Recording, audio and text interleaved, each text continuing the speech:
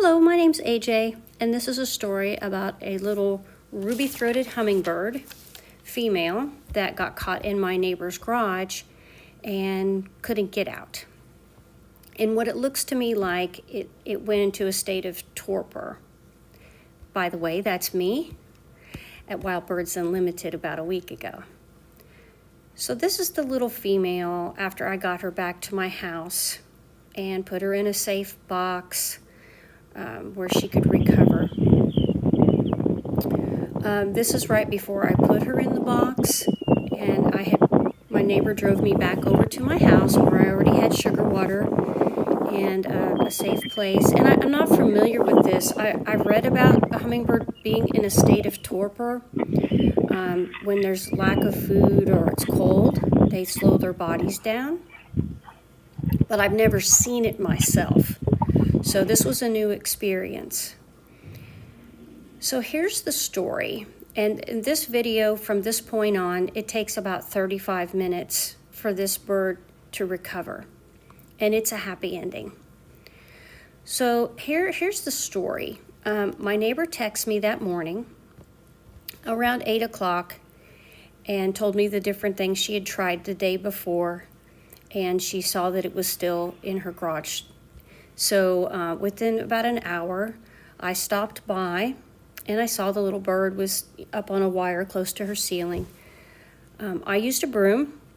It didn't move, so I climbed up on a ladder and I gently removed it from the wire, and it made a few squeaky sounds, but it didn't try to fly. So I took it out in the sunlight. I took a picture really quick, which I'm very glad that I did, because in the photo you can see that it had a lot of spider webs around its beak and on its feathers. Now at the time, my first thought was, this is a female hummingbird, a female ruby-throated hummingbird. She has little white tail feathers that indicate she's a female or she's a juvenile. And I thought she was probably gathering spider webs to build a nest. And maybe she was. It did get pretty cold that night, probably around the 40s. And she was in the garage and she didn't have food for a long time. So those things combined, exhaustion, no food, cold, I believe she went into this state of torpor. I'm not an expert, what little I know about hummingbirds or knew at the time, that was my thought. So I called my friend Bill, and he returned my call pretty quickly, and we discussed the situation. And I told him that she had pretty many little spider webs on her and around her beak that I had removed. And he asked me if I had checked her, maybe under her wings, maybe I should, take a peek. So I did that. I gently lifted up her little wing, and her one wing did have a little more spider webs under there. So I gently pulled that off. She didn't really move much. I read that when they're in this state, it can take 20 minutes to an hour for them to wake up. You don't want to try to force feed them or anything like that. And from a reputable source online, I read you could dip a Q-tip in sugar water. And when I say sugar water, I mean 1 part sugar to 4 parts water. Or you could take a little bit on your finger and just put it at the end of their beak, and they may drink. They may drink from, that moisture on your finger or Q-tip. I did that 4 or 5 times, and she never licked or never stuck her tongue out, but I saw her beak open a little bit a couple times. So what I ended up doing is I had a great big box. It didn't have a top on it. And I put a feeder close to her, and my friend Bill, that I refer to as an expert on hummingbirds, and by the way, he had just done a presentation on hummingbirds at Wild Birds Unlimited in Lexington, Kentucky, days before this. So that's why I call my friend Bill Kearney an expert. He suggested I get maybe a stick or two that she could sit on. If I could get her closer to the opening of my garage. I said it was really windy, but he said maybe instead of having her deep in the garage because she had been stuck in the neighbor's garage, if I could, maybe have her safely more towards the opening so when she comes to, she could fly out. So I had this big open box. I had put paper towel in there so she could have traction. I did get a couple sticks, as you can see here, and she did latch her little claws onto the stick. So I was happy about that. And the feeder that I have here had a camera built into it, and I had just set that up a few days before this, and it came in very handy, as you can see. So I have her in a box. She's strong enough to want to clasp onto that little branch, and there's sunshine coming in so she can naturally, start to warm up. And as you'll see, she does start to move, little by little. And what I believe this shows is actually her waking up from this state of torpor. And I may not even be pronouncing that correctly. But eventually you'll see her kind of move her head. You'll see her little tongue come out. And basically you'll get to see a happy ending here towards the end of this video. But for maybe anyone that studies birds or hummingbirds, or maybe is in grad school or in college, or maybe you're in grade school and you just read a book about hummingbirds. I didn't know about this state they can go in until I was an adult, like older. Probably in the last 5 years is when I first heard about this. And that sometimes they slow their body down so much, you could even find them hanging upside down on a branch. And if you didn't know about this, you might think they were sick or dying. But as you can see, she just had a little burst of energy.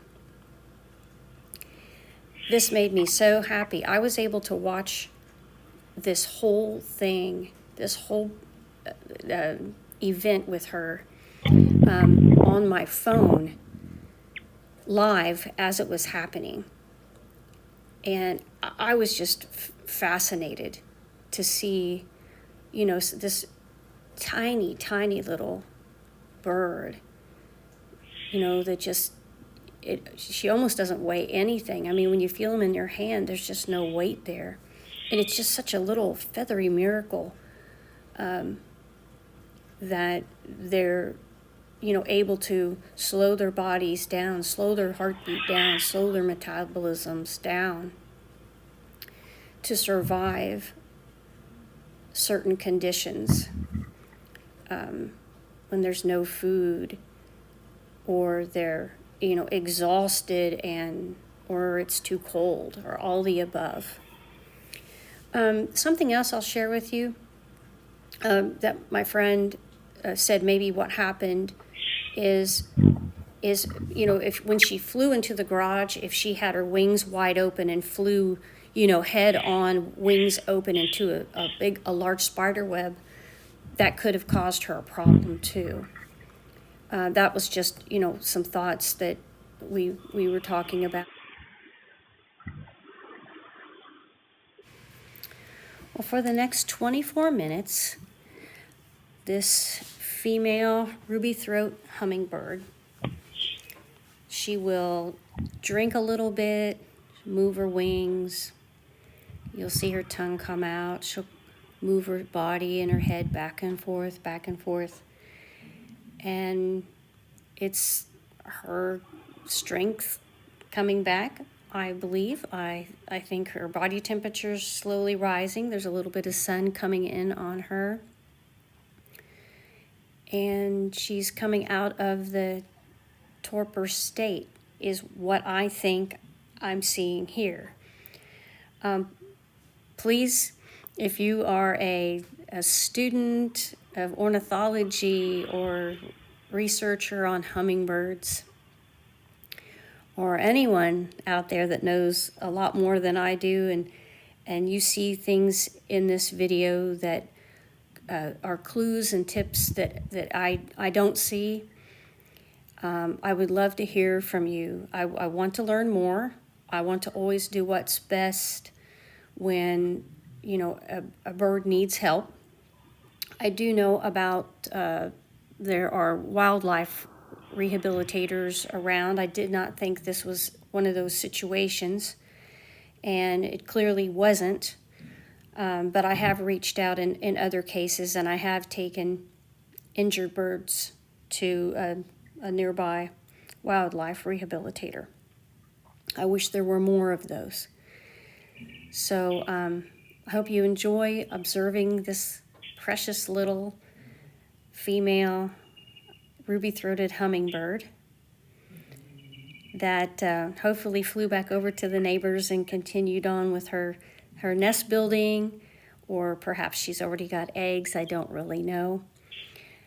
This happened on May 13th, just a couple days ago, and we are in northern Kentucky, and my neighbor lives a walking distance away, so I know she would have found her way back to her nest if she started that process here. Anyway, thank you for listening.